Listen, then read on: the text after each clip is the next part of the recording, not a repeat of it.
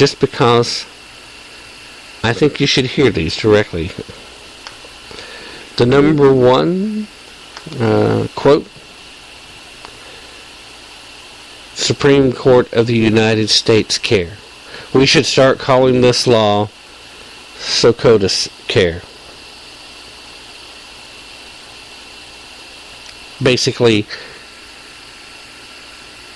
letting everybody know that it's not Obama's fault anymore. Obama did what he did. Now it's because of the Supreme Court and the Supreme Court only that this is still in existence. Number two, Supreme Court plays favorites. Quote, but this court's two decisions on the act will surely be remembered through the years. The somersaults of statutory interpretation they have performed.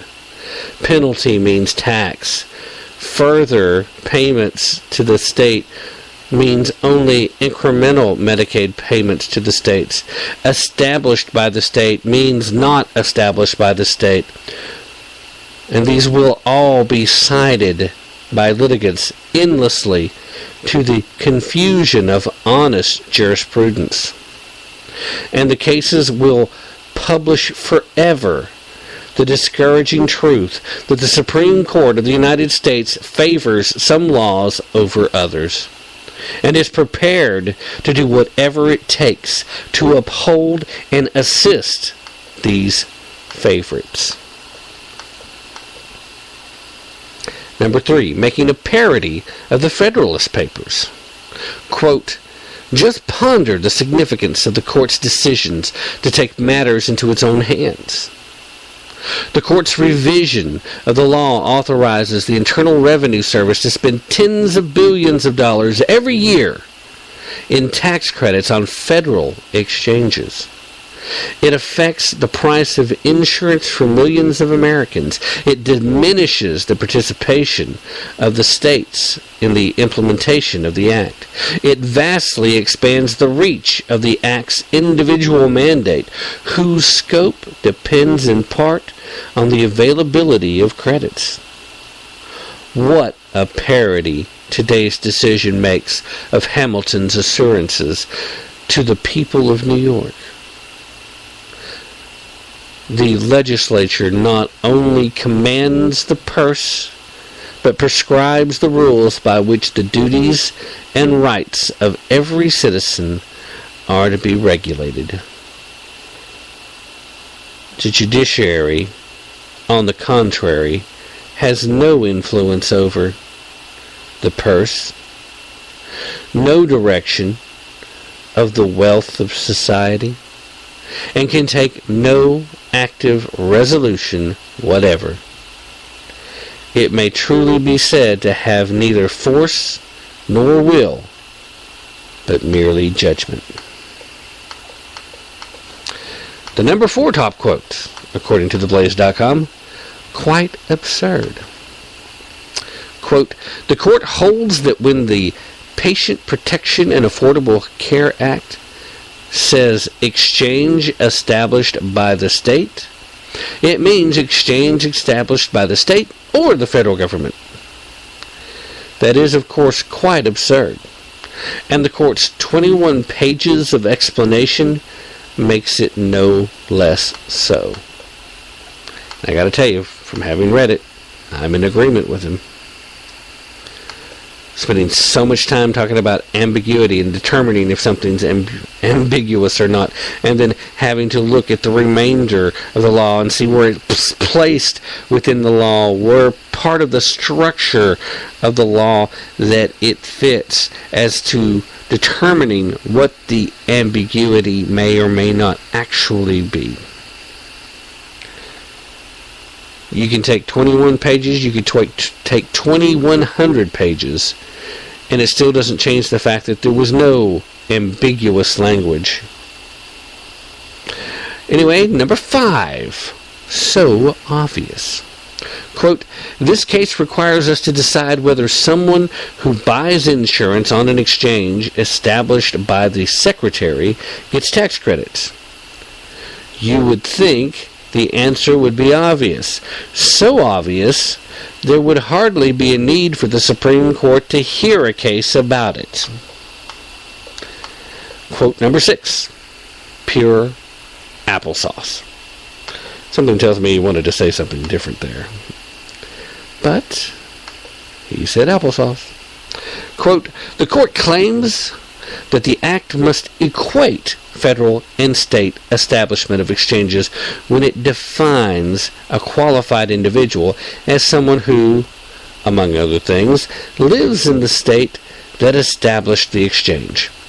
Otherwise, the court says, there would be no qualified individuals on federal exchanges, contradicting, for example, the provision requiring every exchange to take the interests of qualified individuals into account when selecting health plans. Pure applesauce. Number 7, court's overriding principle. Under all the usual rules and interpretations, in short, the government should lose this case. But normal rules of interpretation seem always to yield to the overriding principles of the present court. The Affordable Care Act must be saved.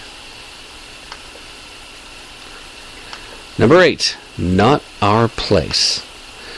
Quote, the court holds only the judicial power, the power to pronounce the law as Congress has enacted it.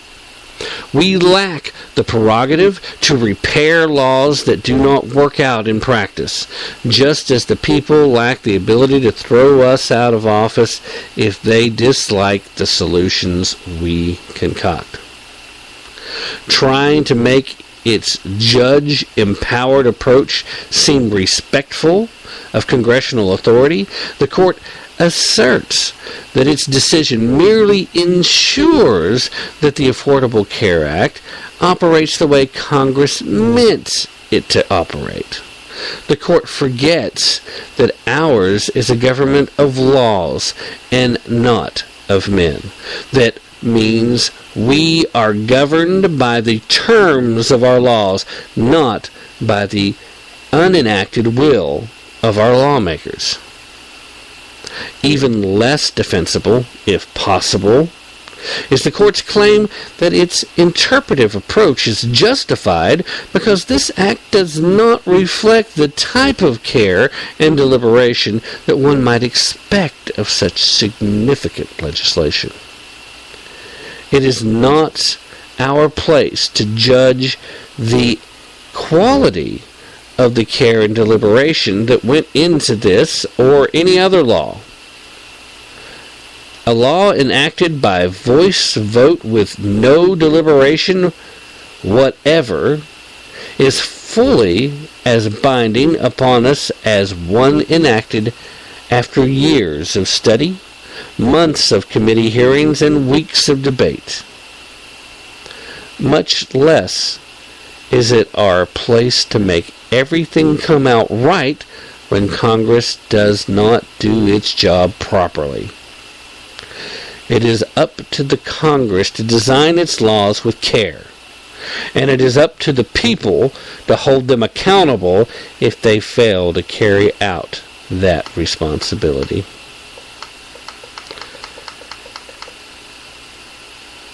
Alright, that takes us to number 9, but I'm going to take a quick break before we continue. Stay with me, and we'll be right back.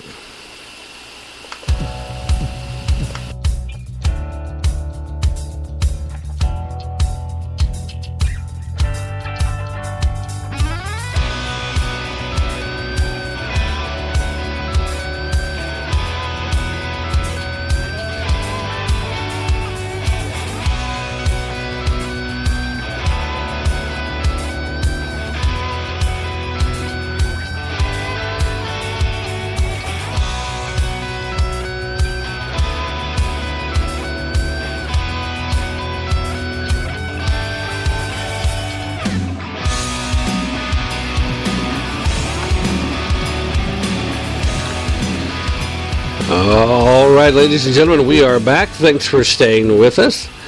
We are talking about the Supreme Court's decision today involving the subsidies, the tax credits, that are involved in and around the exchanges and the insurance policies of Obamacare. That decision came down today, and as you can imagine, the majority of the conservative world is up in arms, because a very clear-cut case has somehow been convoluted and twisted, and, well, quite honestly, the Supreme Court got it wrong again. How many chances do you need to get this right? I mean, it almost makes you think that all those arguments that we keep hearing about, no matter who gets the Republican nomination, we've got to get behind them and support them and make sure they win, because this is the people that get to select the Supreme Court justices. Well, so much for that. We have what's supposed to be a conservative majority sitting there. The Supreme Court was never supposed to be activist. The Supreme Court was never supposed to be about, we're going to pick somebody that's going to vote the way we want. It was supposed to be, we're going to pick the judges that are most serious about justice. We're going to pick the justices who have the longest track record of actually applying the law, regardless of personal feeling, regardless of possible personal benefit, in the interest of maintaining the preservation of our republic. That's what they're supposed to be. It's supposed to be apolitical. Anyway, before the break, we were talking about Justice Scalia in his writing of the dissenting opinion. And we were handpicking some of the top quotes as selected by theblaze.com. And we were at number 9. And we're going to pick that up right now. Number 9 was, interpretive distortions ignore the Constitution. Quote, the court's decision reflects the philosophy that judges should endure whatever interpretive distortions it takes in order to correct a supposed flaw in the statutory machinery. That philosophy, of course, ignores the American people's decision to give Congress legislative powers enumerated in the Constitution. Number 10, jiggery pokery. Yep, he actually had that in there, believe it or not. Quote, the court's next bit of interpretive jiggery pokery involves other parts of the act that purportedly presuppose the availability of tax credits on both federal and state exchanges. I gotta say, I kind of like that, jiggery pokery. The court's next bit of interpretive jiggery pokery. Translation, the next place in the argument that's completely convoluted, completely made up, completely ridiculous, completely ignoring what's actually written in this piece of crap legislation, has to do with what appears as if it was all based on tax credits being available to both. Again, never mind the fact that we know that this was intentionally done so that the states would be bullied into trying to force them into making their own exchanges. Number 11, increasing the Supreme Court of the United States power. Quote, the court's insistence on making a choice that should be made by Congress both aggrandizes judicial power and encourages congressional lassitude. Number 12, unheard of. Ordinary connotation does not always prevail, but the more unnatural the proposed interpretation of a law, the more compelling the contextual evidence must be to show that it's correct. Today's interpretation is not merely unnatural, it's unheard of. Feeble argument, number 13.